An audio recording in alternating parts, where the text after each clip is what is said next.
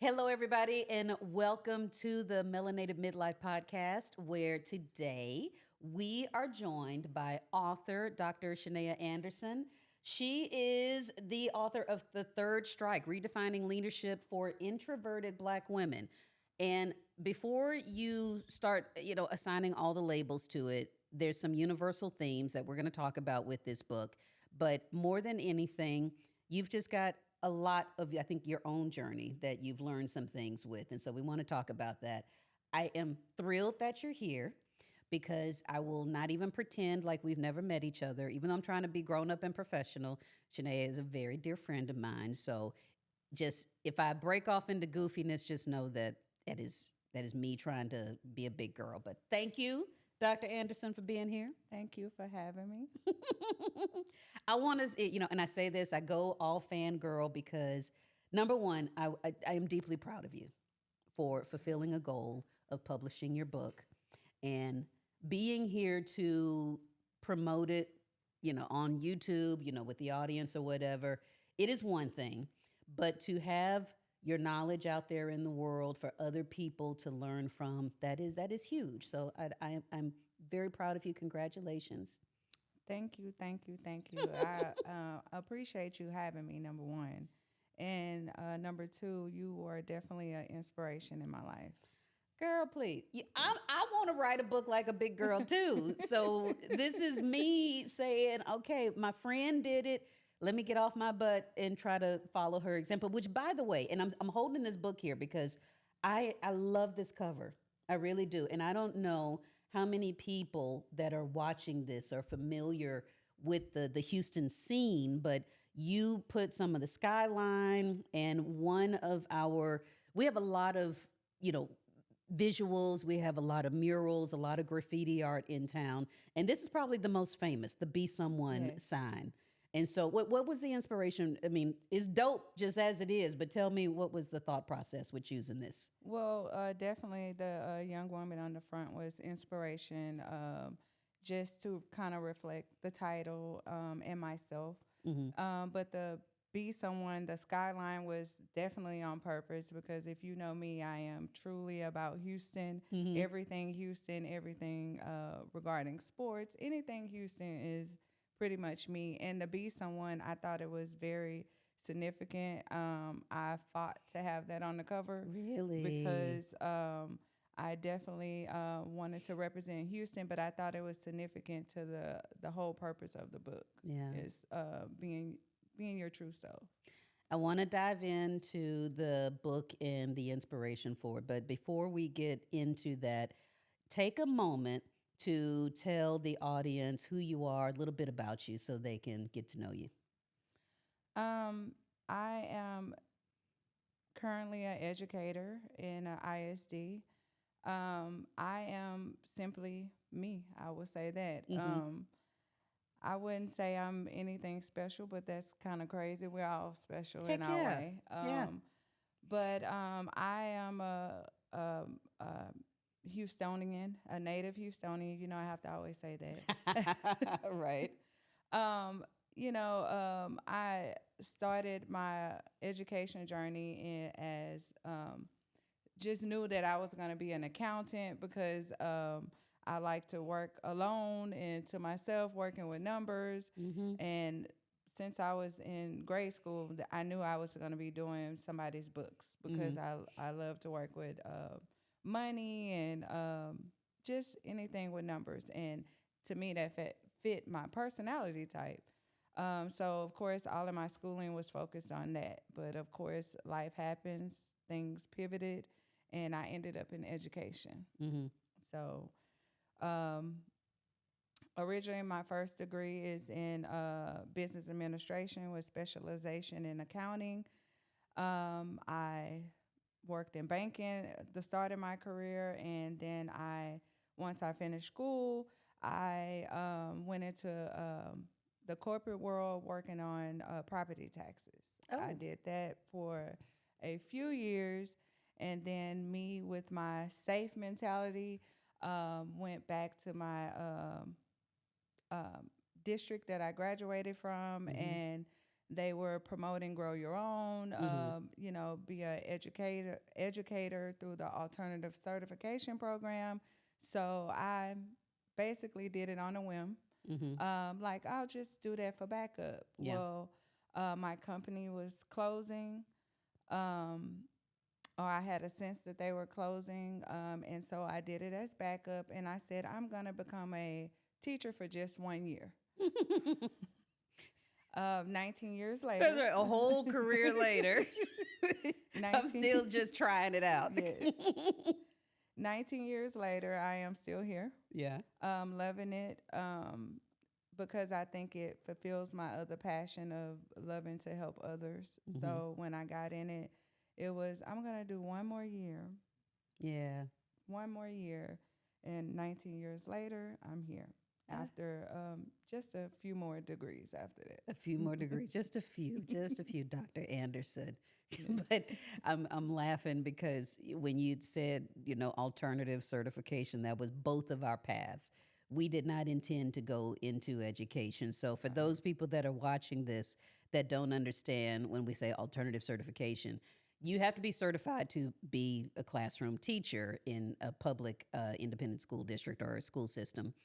And when you go through an alternative certification, that's for those of us that got a degree in something other than education. So, we both thought we were going to follow a different path. And at some point went into education, teachers or whatever, but you can't just walk into the classroom. You've got to go through some type of process. And that alternative certification is that. So I get it. I totally get it. It's a thing. It is.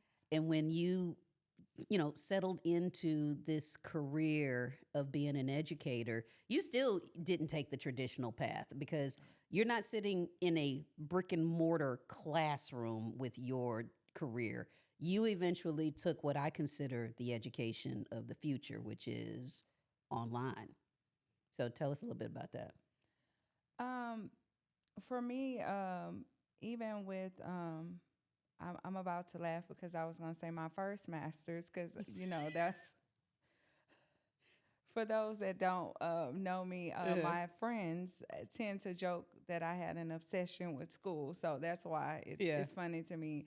Even with graduate school, I took online courses to gain my MBA because that's as I was transitioning into education for that 1 year, I was doing my MBA online. So I was finishing up that last year.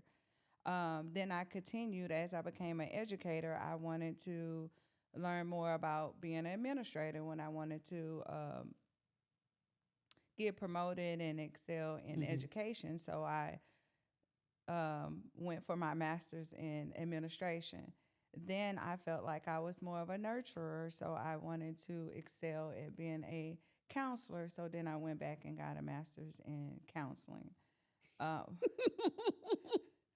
can barely look at you because I know the jokes that go with it. But I truly believe in when I'm trying to learn something, I'll go back and go to school for it. And as my friends have joked, I have an obsession with school. And I don't even want to say, oh, girl, your shoes are cute because you'll go back and get a degree in fashion design. It's like, okay. That's not me at all. But I get it. Yeah.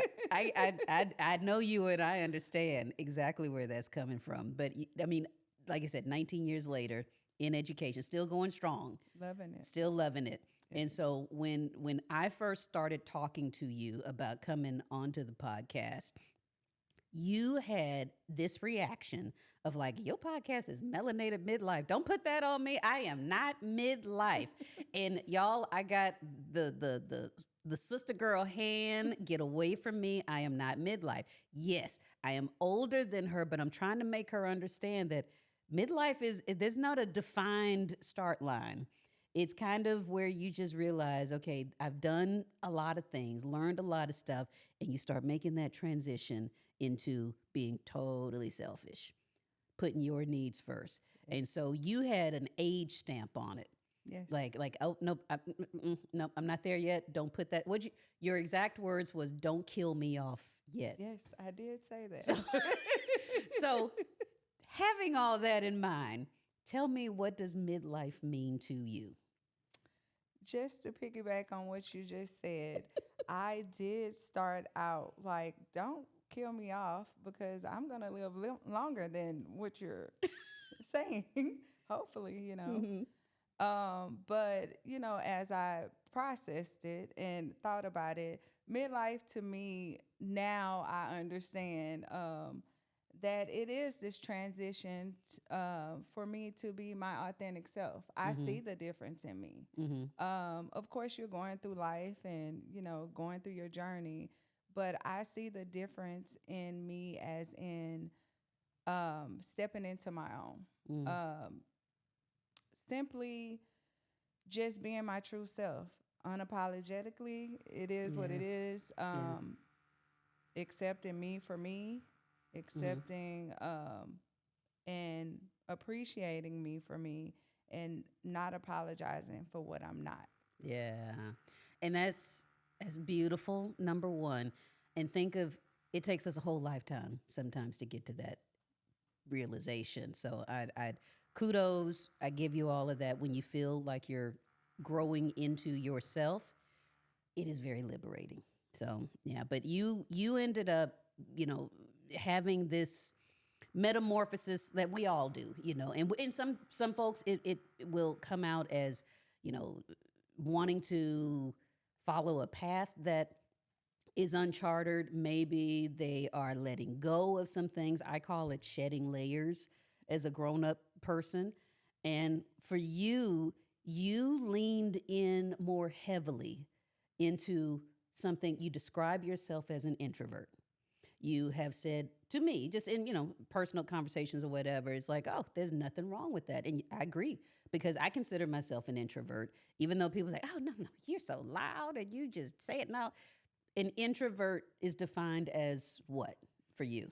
So, of course, people think automatically introvert means that you're shy. Mm-hmm. And although that could be a characteristic, it's not limited to just that. Mm-hmm. Just like you said, that you would consider yourself an introvert, it can simply mean that you like working alone and then coming back to the big group Mm-hmm. and sharing. Yeah. For me, it's more, I guess it could be a piece of the shyness, but I am more comfortable in smaller groups Mm-hmm. because when people who might see me in a public forum or large groups, they think, oh, she's shy or whatever. But personally, I think I'm the fun girl in my little small groups. I'm the jokester Mm-hmm. and like to play. But in larger groups, it's not so much that I'm just being shy. I'm processing. Mm-hmm. It takes me. I'm observing. I'm taking mental notes, and a lot of my friends know I go home and then I'm sending text messages later reflecting on what happened. It's Yeah. just the way my brain works. And Yeah. so in this season, I'm learning that it's okay, and I'm not apologizing for not being the person that is more outspoken in Mm-hmm. large groups, or being the assertive one, even with my team. Yeah. I still think I'm productive as a leader with my personal personality style. And I'm glad you bring up your team, because somebody that the way that I hear that term of introvert thrown around is very obvious that people misunderstand what that is, because we can be in big settings, or I say very loud and active settings, and I need to go back someplace by myself, and I need to just wind down, because that gets everything just off the charts, where Mm-hmm. I can't handle it, you know, and I'll go back and, you know, recharge my batteries, and then I'm a better person to be around. But with you, you've carried that introverted trait into your leadership. In that, I guess, was that the inspiration for the book? Yes, Okay, so yes. tell me about that inspiration. You know, who are you seeing? You know, when you speak about this introverted Black woman, this introverted leader, what does that look like for you with you and your team? So, of course, with the book, it started out with basically me journaling my journey Mm-hmm. through working, education. I can even recall being in high school, and I was the one in the back of the classroom, and what looks like I'm not paying attention, but I'm listening the whole Mm-hmm. time. I find myself even doing that in meetings. I probably have presenters think I'm not listening Mm-hmm. because I'm looking off, I'm writing, I'm doing, but I'm actually taking in Yeah. the information a different way or not the normal way in some people's eyes. But it made me realize that it's other people like me because Mm-hmm. even having my own team, I have different personalities there. And to me, I had to appreciate each person's contribution to the team by Mm-hmm. understanding them. Gotcha. And it made me reflect on myself. And I felt like those that missed that point in me Mm-hmm. missed out on a possibility of me being on their team. But I've been blessed to have great people around me who have saw that, superpower in me, Yeah. if I will. I'll call it a superpower Mm-hmm. because I think everybody can contribute something to your team. It's our duty as the leader to be able to pull it out of them. Mm-hmm. What does this introverted, I don't know, would we call it a personality trait or so that personality trait, you mentioned it as a superpower. So what does that do for you? And, how does that manifest itself in day to day as an, introverted leader? I think that a lot of times that we're observers, we are analytical, number one. Mm, I think that being a good listener allows you to lead with empathy as well too. mm-hmm. Try to understand the person in that moment, understand the way that they learn or may contribute or work towards the one goal that you may have. I think being an introvert allows for you to see things through a different lens. I definitely think extroverts have a great characteristics that are great, Mm-hmm. but I think that introverts bring something to the team as well too. And as an introvert, I'm not saying that everybody needs to be an introvert. Right, right. I'm saying that you can appreciate their characteristics and qualities that they can bring to the team as well too. Yeah. Because I joke all the time that I was gonna make a shirt to say that I am your safest team member because I have no desire to be in the front and be the star of the team, Mm-hmm. but I love doing the research and saying, hey, we can do this and things like that. So I guess my goal with writing the book was just basically to share that I think that an introvert leader is overlooked sometimes, but they can be a great team member. Yeah. Who is, who are you? Ooh, there I go with my bloopers. Who are you hoping is going to pick up this book and receive a message from it? What is it? Who are you reaching out to with this message? I think it's multiple people. Of course, it started with minority women Mm-hmm. because of course, the challenges and barriers that we face Mm-hmm. as women and minorities.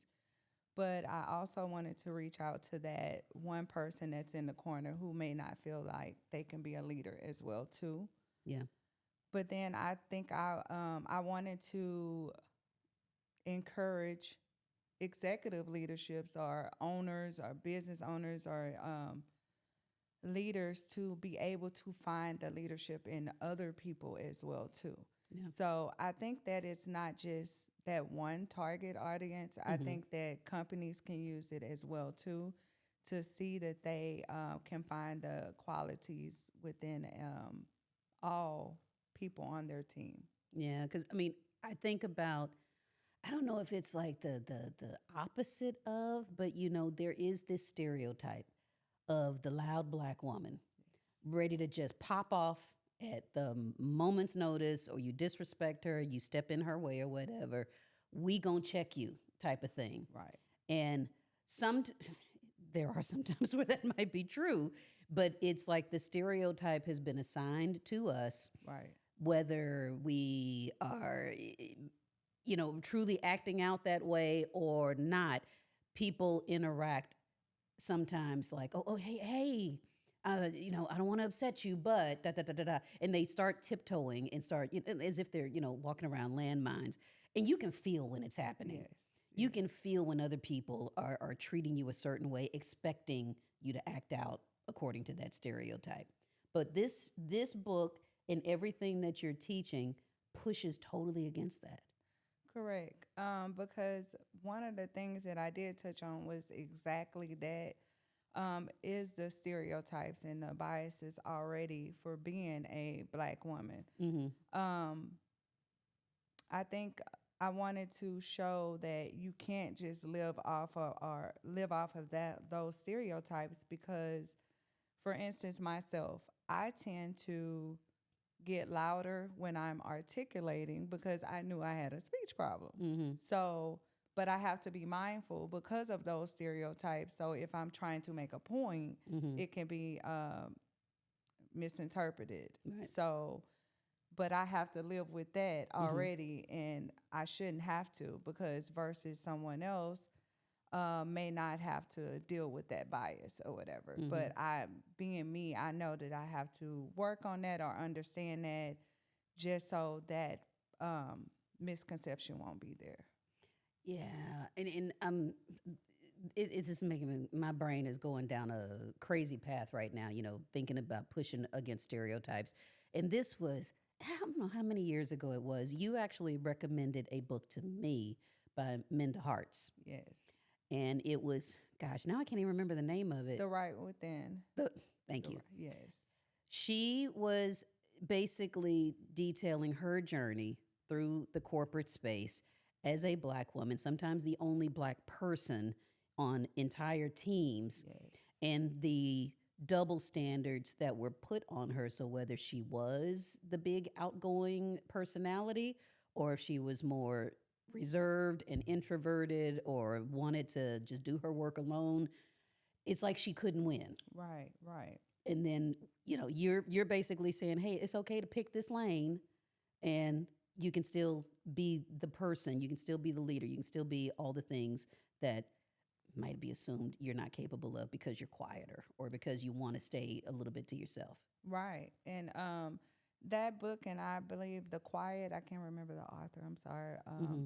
But it was one of the things that I would say inspired me to start journaling about myself or even feel better about myself. And I actually took that information and started looking at my team members Mm-hmm. differently because I would have a couple of them who were quiet, but they were my greatest, Mm-hmm. data person or the most analytical people Mm-hmm. on the team. And so you just try to excel or promote that person with what they're good at. Mm-hmm. And I guess that was one of my points to put out to leaders, other leaders, is to not just assume that a specific characteristic is the person you go after for leadership because I myself, I am not that person, but I've been surrounded around great, as we say, sister circles that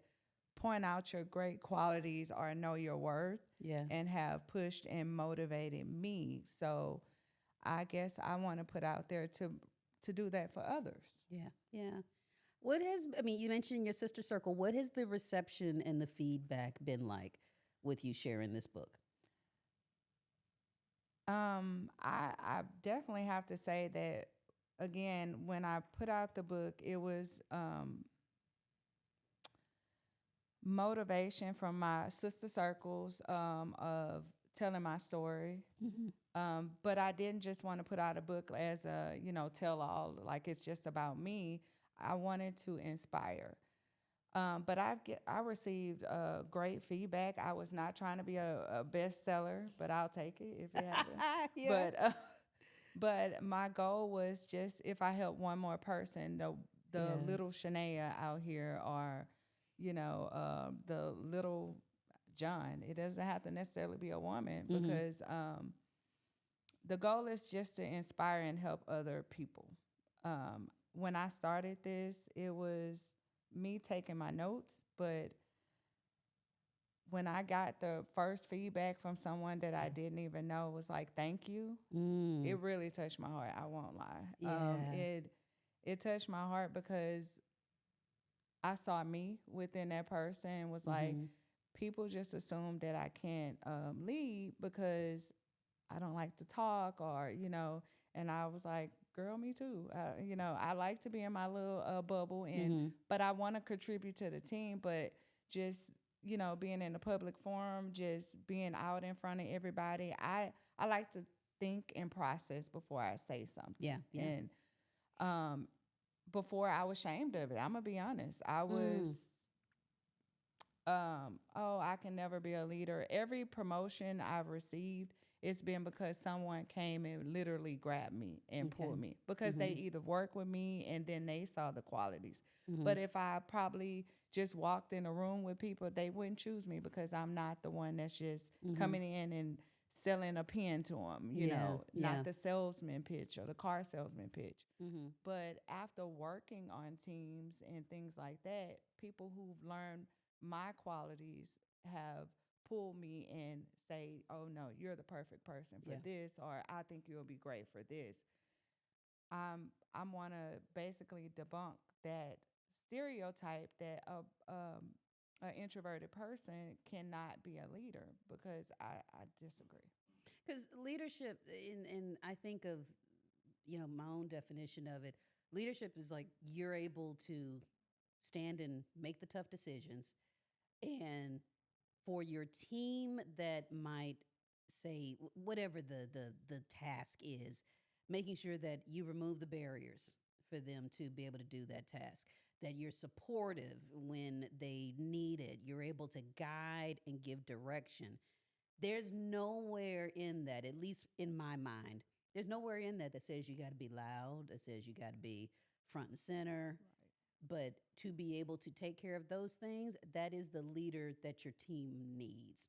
Correct. And I think in this day and age with, we've got all the tech bros and these big charismatic personalities that truly are the brand of the Apple, the Google, the Facebook or whatever. You think of any of those brands and it's anonymous with the person that's the CEO. Yes. And that's not always the case.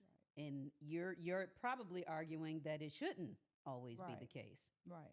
Yeah. Right. And just to touch on even like with my team, we have a group of individuals that are I basically feel like are the best. Of course, everybody thinks biased, biased just a little bit, but our personalities are so different. We have a couple who are the extroverts and they love to get up and do everything, and we have some who's like, here's the information, go for it, and I think it's okay. And I guess that's what my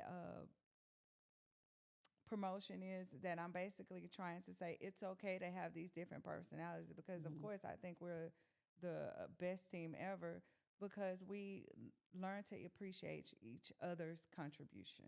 Absolutely. Yeah, I will say that, if you've got this to say after, well, let me back up. Let me rephrase this because 19 years in education, when did you land on this way of thinking about redefining leadership expectations or the leadership profile might be a better way of describing.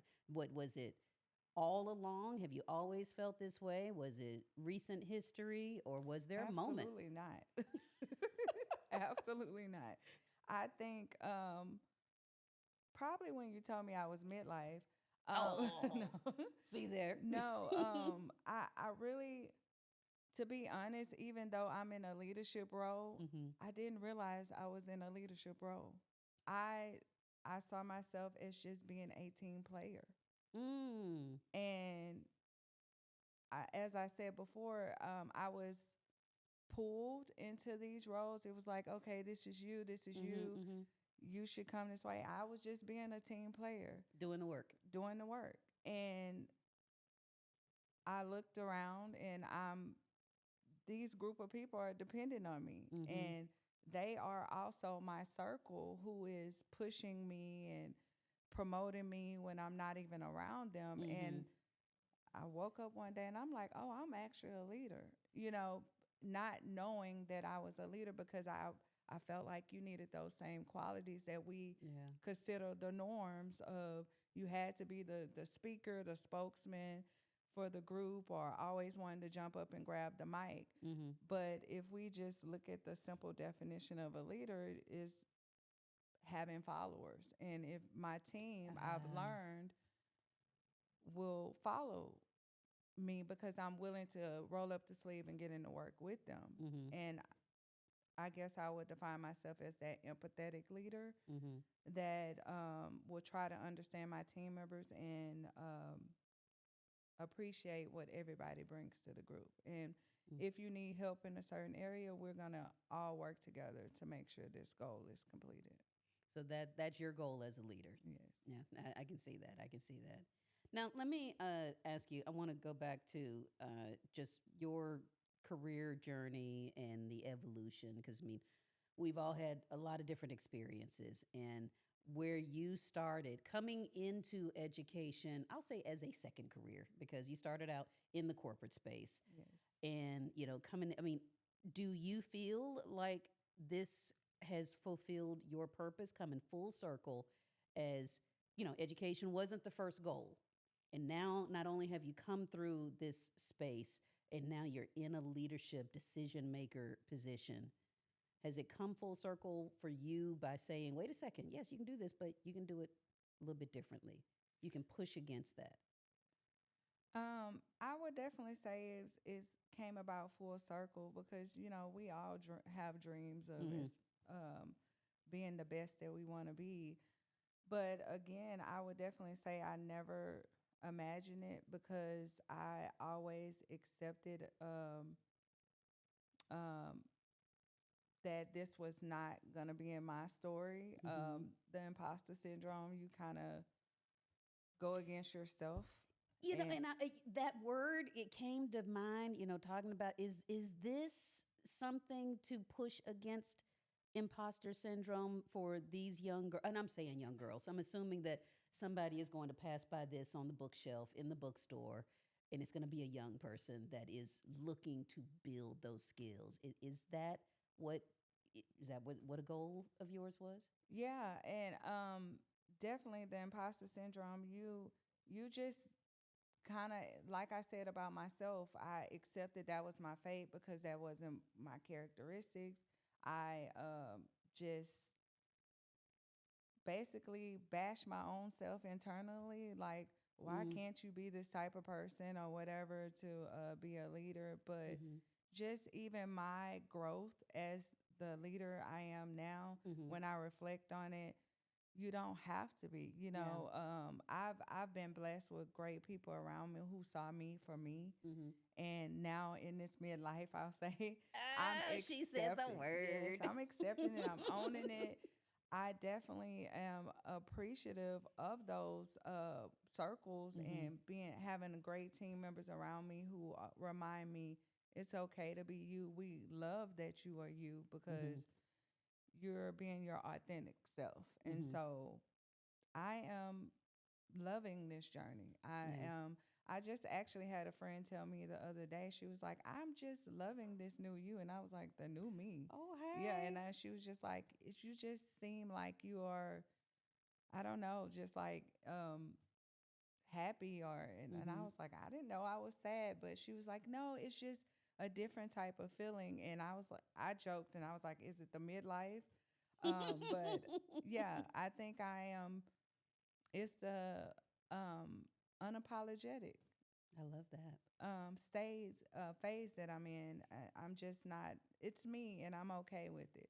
Yeah, yeah. This is all of me, Yeah. and you're welcome to come on in, or you can move on down the road. Right. I think about going back to Whether it was in your former corporate career or if it was just younger Shania first stepping into education, would reading a book like this have changed anything about your path, or would it have, kind of worked out exactly the same? What do you think?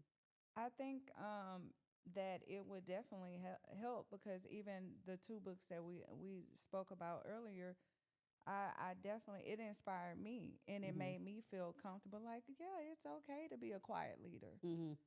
I don't have to be the loud person, and I can still lead. I can still encourage and motivate others to reach that one goal that Mm-hmm. you have as a group. So I definitely think this book, that was my purpose, was to make others feel like, okay, I still can lead and not have to be the Oprah Winfrey of the, everything, Mm-hmm. So I definitely believe that accepting you is definitely a significant piece with you pushing to be your best. You've got to be comfortable in your own skin. Yes. And that takes a big step into maturity. Yes. You have totally put on your big girl pants and said, "This is me." That's Yes. a Beyonce song, isn't Yeah. it?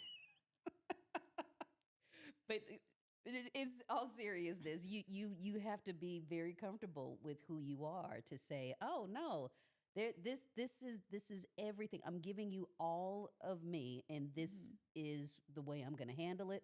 I get to define my leadership role as it's going to fit for my team, as it's going to fit for the work that we're doing."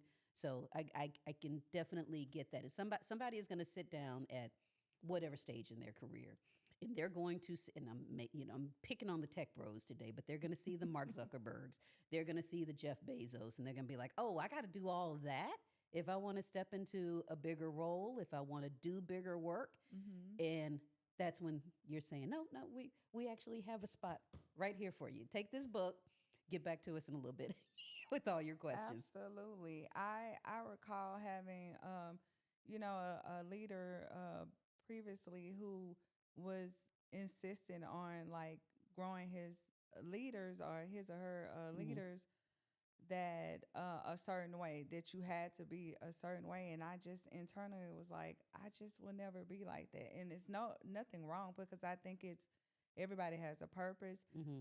but I think I can motivate my people a different way. I Hmm. don't need to be the assertive one, as in, and the word assertive is often used in a negative way, Yeah, yeah, I but know. the term I'm using it was in a negative way.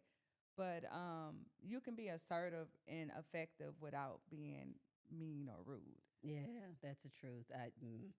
So many people sometimes dismiss those negative qualities as the way you have like the things that you have to do to climb your way to the top. You got to step on people, you got to use people, and that's Right. just not the case. You can be a good person. Yeah, You I really want can. to be a good person at work and outside of work. Mm-hmm. So Yeah. that's my goal. Well, hey, you've accomplished it. Well, You've accomplished thank it. you. Thank you. So I want to go back to the M word, midlife, That and word. the word that you keep resisting. At this point, not just limited to your professional career, but personal life, everything, all of your experiences. What about midlife has surprised you, shocked you, saddened you, excited you? What is it that has been just the eye opener at this season? At this season, I would definitely say, kind of touching on what you said before, if I would have known what I know now Hmm. years ago, I reflect on how many things or opportunities I missed out on, Mm. or even who missed out on what I could have brought to their team or group, Right. friendship, Hmm. whatever, because I was not comfortable with myself, or even they were not comfortable with my qualities. Hmm. But so I would say if I would have had this information or I felt comfortable with accepting me Mm-hmm. and knowing that my qualities are superpowers, they just have to be effectively seen and used. Mm-hmm. In education, I think that we are taught to embrace and look at our students and appreciate the different qualities about them, but we forget to do it when those same said students become adults. Ah, And yeah. so Okay. I think that was a goal of mine as well too, to Mm-hmm. push leaders to don't forget those were the students that we were, or young adults that we were told, oh no, you got to appreciate this person for this way, you Mm-hmm. got to embrace them with this. But in the workplace we have to do the same thing. Yeah, we all show up with different life experiences. Our paths to get there have all been different and unique.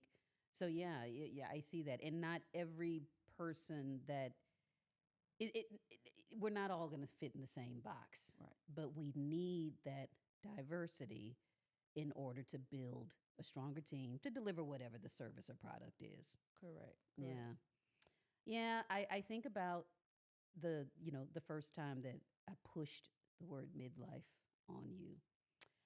And first of all, you said, "Don't kill me off." And I'm like, God damn, we are not dying in midlife. If anything, it's a, renewed life or whatever. Right. So I want to welcome you into midlife, first of all. I probably need to have some type of a welcome kit for people that resist this season. But it's pretty awesome. And just like the person that gave you the statement of like, hey, I'm enjoying the new you, it does kind of feel like that some days Yeah. because you stop caring about everyone else's opinion and, projections on you. Mm-hmm. And you start really thinking about me. How does this feel for me? Yes. What is it that I want? I feel like just knowing you, I feel like you wrote this book for a younger Shanaya, I believe so. like a And love letter to your younger yes, self. a love letter to my younger self, definitely. I hope to inspire young, being an educator and a Mhm. nurturer myself, Mhm. as my friends deem me as the protector or whatever. I definitely receive that because I would definitely want to Mhm. encourage, because I wish somebody I would have known what I know now.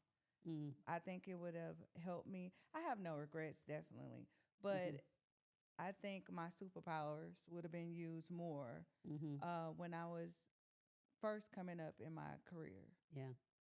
Yeah, and I'll educate everybody out there that is not in the education field. This is something that I've also just expressed frustration about is that the path into leadership roles in education to me sometimes felt like it was a little bit narrow.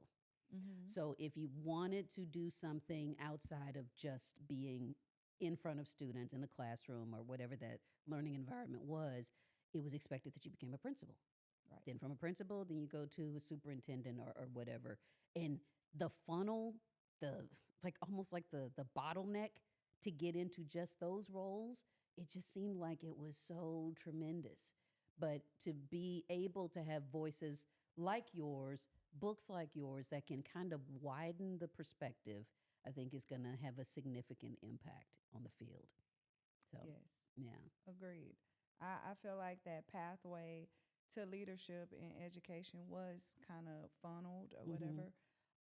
But as my career has progressed, I've seen it develop where I don't know if more people are seeing it, because again, I'm gonna say those students that we educate and appreciate the differences or the diversity in them, Mm-hmm. um, they become adults. Those are the same adults. Yep. So They grow up. we have to embrace that those we will have different personality types and leaders. Mm-hmm. And I've been blessed to get feedback from my team members as well as people who have already read the book, who is owning it as well too, Mm-hmm. embracing their selves and their personality types, and just taking on the charge and saying, I'm me and this is what you get. This is I'm about to say like Beyonce. Is there? I keep saying I'm attributing this to Beyonce. I can't remember. My I'm brain trying is. to catch on to the song. But I know. I am terrible. This is menopause brain. So, but yeah, I appreciate the story. And one thing I do hope, number one, I want to make sure that everybody knows that this book is available on Amazon. Can they also contact you? yes, my website is Dr. Shanaya Anderson, DrShanaya Hmm. Anderson.com. As well, it's also available on Barnes and Noble as well too. Okay. Oh, I forget about Barnes. I go to Barnes and Noble for my just relaxation and happy place. Oh yeah, definitely. I don't always think about ordering online. It's a physical visit to go and hang out at Barnes and Noble again. Thank God, you Yes, know. yes. But yeah, I appreciate you coming, and I wonder if there were, people that reach out to you that say, "Hey, you know what? We actually need to get this person to come and talk to us. We've got a group to inspire with this leadership perspective." I assume that that is something that you'd be open to as Oh, well. most definitely. You can also reach out to me on that same website. I Hmm. have definitely how you can reach me to get the book, as well as if to simply contact me to speak as well. Heck yeah.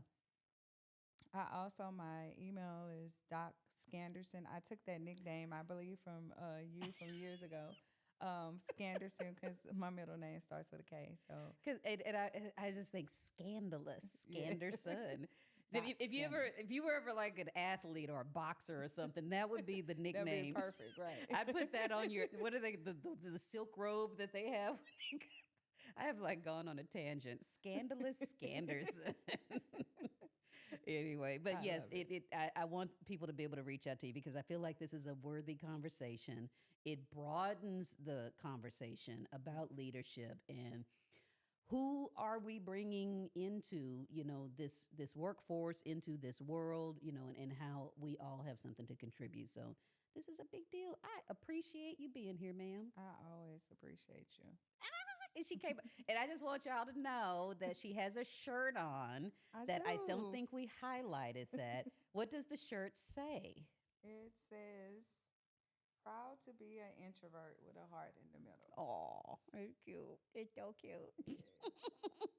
And I, I just realized that we have a mutual friend that created that shirt for you. So I will link that in the show notes. So Yes. you actually get double the resources because that person is she does a lot of merchandise branding, and then we've also got the book as well. So Yes, ma'am. all right. So, folks, I think that is a good place for us to end on. I am very grateful for Dr. Shanaya Anderson to be here to talk about this broader perspective of leadership and just us as Black women stepping into our power. But I will say, I will link her book in the show notes so that you can order your copy on Amazon. Also, her website, if you are interested in having her coming to speak and do webinars and just offer this perspective in an in person type of fashion. I definitely think it is worth the time, at least to get her on the phone and have this conversation. So, anybody that has comments about what you heard here, maybe some things that we might have missed, please make a comment and let us know if there's some other ways that we can extend this and, keep teaching and have everybody learning. But more than that, share this episode with someone who needs to receive the message. As always, I'm very grateful that you are here with us. Be sure that you subscribe so that you can always be updated when new episodes come out. And with that, I will bid everyone adieu. All right. Bye, y'all.